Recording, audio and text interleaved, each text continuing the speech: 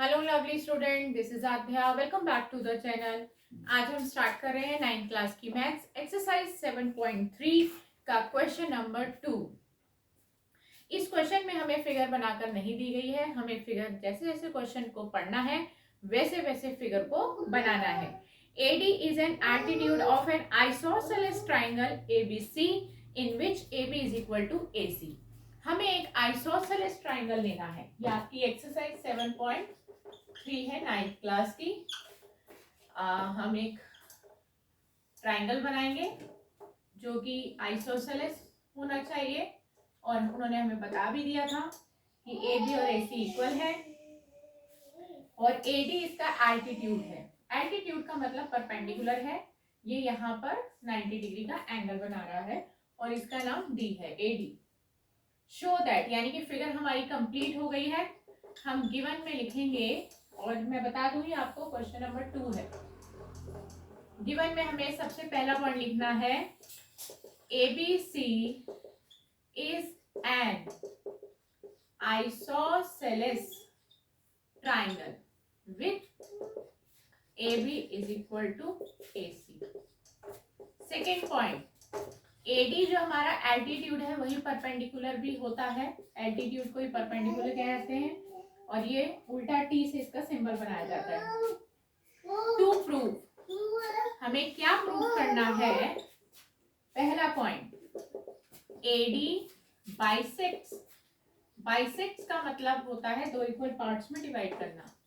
AD BC को bisect कर रहा है, दैट इज इसका मतलब है कि BD और CD को आपको इक्वल दिखाना है, तभी उसके दो बराबर टुकड़े होंगे, तभी वो बाइसेक्ट कर पाएगा। Second part, AD bisects, AD angle A को भी बाइसेक्ट कर रहा है, यानी कि एंगल A पूरा है, इतना टुकड़ा इतने टुकड़े के इक्वल है, इसको 1 और 2 दे देते हैं, यानी कि हमें दिखाना ये है कि एंगल 1 और एंगल 2 बराबर हैं। जो AD लाइन जा रही है वो एंगल A को भी बाइसेक्ट करती हुई जा रही है, और BC को भी बाइसेक्ट कर रही है, ये हमें प्रूव करना है। बहुत सिंपल सा क्वेश्चन है।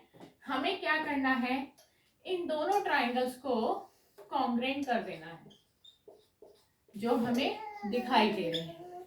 In triangle ABD and triangle ACD, इन दो ट्राइंगल्स को हम कॉन्ग्रेंट करेंगे। कॉन्ग्रेंट करने के लिए हमें एग्जैक्टली 3 इक्वल पेयर्स की जरूरत होती है। अब वो 3 पेयर्स क्या हैं उनको देखिए। सबसे पहले आप देखते हैं दोनों ट्राइंगल्स में यहाँ पे भी 90 डिग्री का एंगल है और यहाँ पे भी 90 डिग्री है। इसको हम दे देते हैं नंबर 3 और इसको दे देते हैं नंबर 4, ताकि हमें 3 अल्फाबेट में एंगल को ना लिखना पड़े, गलती होने की कोई चांस ना रहे और जल्दी हो जाए। तो आप सीधा लिख दो angle 3 is equal to angle 4 each 90 degree. Reason ये इक्वल होने का कि दोनों 90 डिग्री के हैं। दूसरा पार्ट, 90 के सामने वाली साइड हमेशा हाइपोटेन्यूज होती है। इधर भी 90 के सामने ये वाली साइड है, इधर 90 के सामने वाली साइड है। ये दोनों साइड्स इक्वल है क्योंकि ट्राइंगल आइसोसेलेस है। ध्यान से बात को सुनिएगा, ट्राइंगल आइसोसेलेस है। आइसोसेलेस ट्राइंगल में दोनों साइड्स इक्वल होती हैं, तो अल्टीमेटली हमारे लिए अलग अलग ट्राइंगल के लिए वो हाइपोटेन्यूज है, तो वो साइड्स हमें इक्वल दी हुई हैं, तो AB इक्वल टू AC लिखेंगे और रीजन देंगे, गिवन क्वेश्चन में दे रखा था। तीसरा और आखिरी पार्ट, जब आप ABD ट्राइंगल लेते हैं तो AD साइड आती है, जब आप ACD ट्राइंगल लेते हैं तो भी AD आती है, तो AD is equal to AD common हो गया। ये साइड दोनों के लिए कॉमन रहेगी, तो ये दोनों ट्राइंगल कॉन्ग्रेंट हो जाते हैं हमारे। कौन सी कॉन्ग्रेंसी से हो जाते हैं वो सोचना है। पहले था राइट एंगल, फिर हाइपोटेन्यूज, फिर साइड, तो RHS बनेगी बाय RHS कॉन्ग्रेंसी रूल। हमारे ट्राइंगल कॉन्ग्रेंट हो गए हैं RHS से, और ये जो दोनों पार्ट्स हमें प्रूव करने हैं वो हमें CPCT में मिलेंगे। पहला पार्ट हमें दिखाना था BD CD के इक्वल है, दो बराबर टुकड़े हो रहे, देखिए BD इसका और CD इसका कॉरेस्पॉन्डिंग पार्ट हो गए। एंगल 1 इस ट्राइंगल में आता है, एंगल 2 इस ट्राइंगल में आता है। तो दोनों के दोनों पार्ट्स हमें सीबीसीटी रीजन से मिल गए हैं। और आप यहाँ नीचे लिख सकते हैं हेंस, दोनों का कंबाइंड लिख सकते हैं, hence AD bisects BC as well as angle ए।